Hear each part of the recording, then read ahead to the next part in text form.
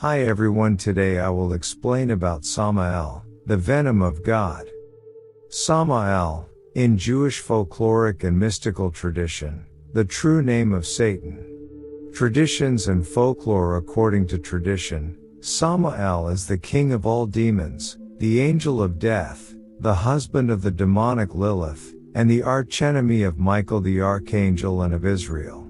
He is associated with Mars, the left side, the north, and Tuesday. His name is not to be spoken aloud in case doing so draws his attention, and thus he is referred to colloquially by vocalizing only the first two letters of his name.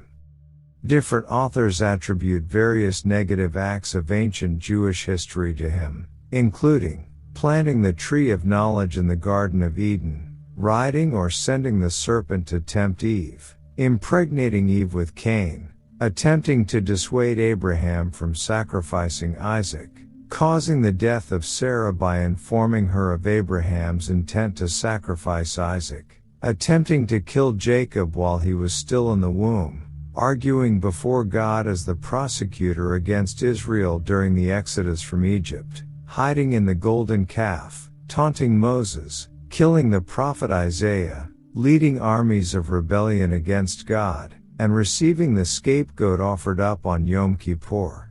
At the end of days, it is believed that Samael will be defeated by Michael, chained, and given to Israel to exact justice. Physical descriptions of him include a range of supernatural characteristics. He flies like a bird with 12 wings, he is cross-eyed and has fire in his eyes, he has horns, and his height is a walk of 500 years.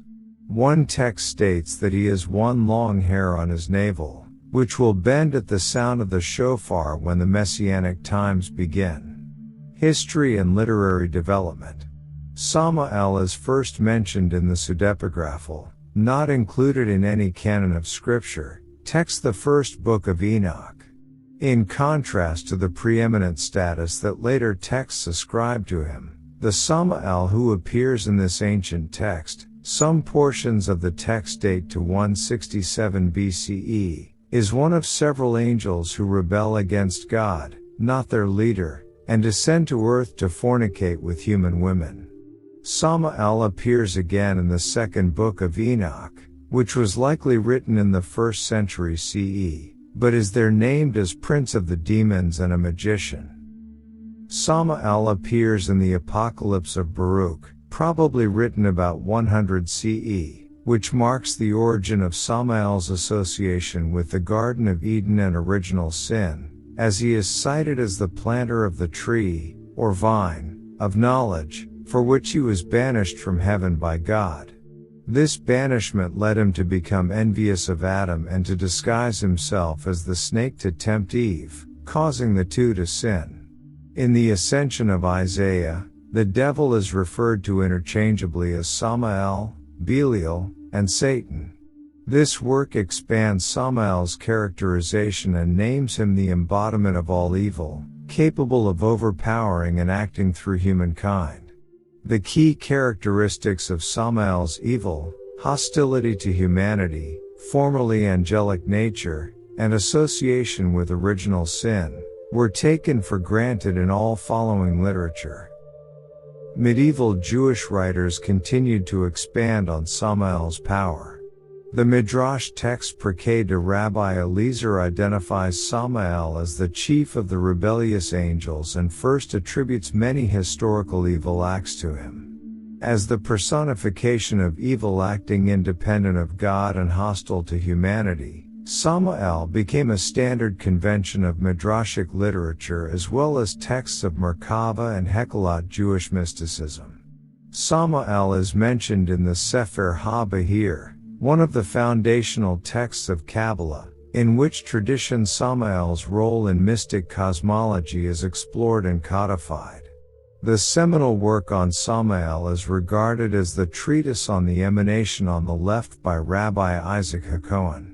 In this work, HaKohen cites Samael as the husband of Lilith for the first time. HaKohen defines Samael and Lilith as a parallel evil version of Adam and Eve, calling them the rulers of the left side, while God and the Shekinah are the rulers of the right side. The author claims that the destruction of the satanic couple will be a crucial element of the apocalyptic events that herald the start of the Holy Messianic period. The emanation on the left does not appear to have become influential in the years immediately after its publication. However, the conception of Samael and Lilith as coupled manifestations of evil was incorporated into the Sefer HaZohar, a classic text of medieval Kabbalah.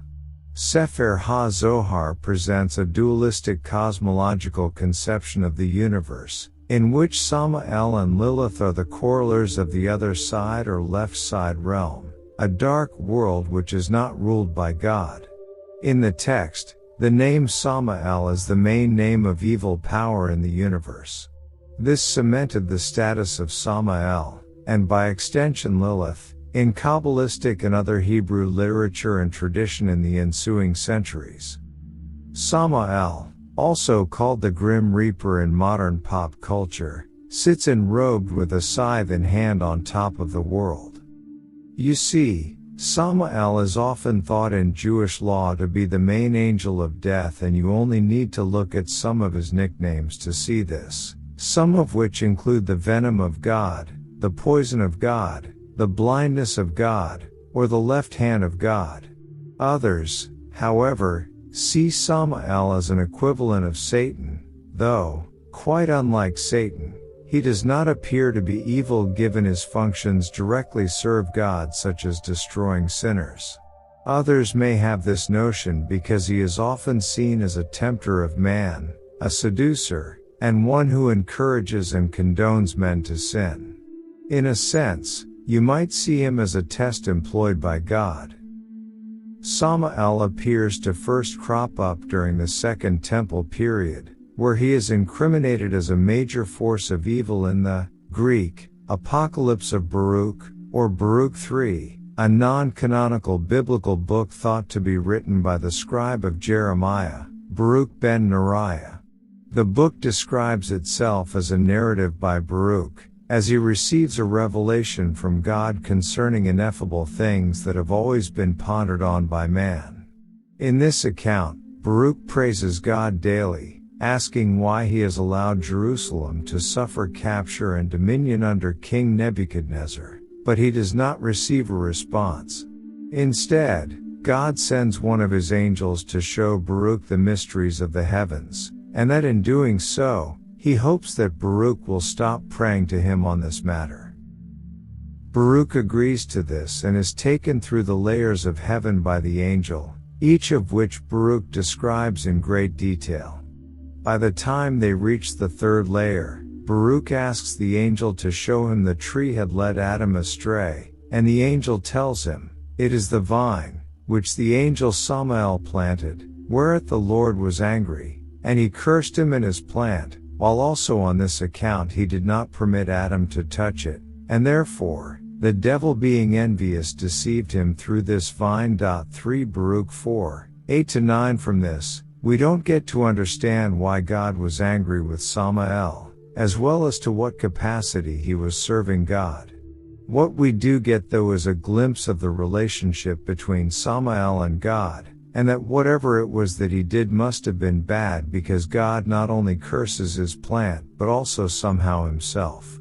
We see the rebellious and spiteful side of Samael too, that instead of accepting God's punishment, he turns against him and is shown to deceive Adam into touching the vine, knowing full well that Adam would be punished.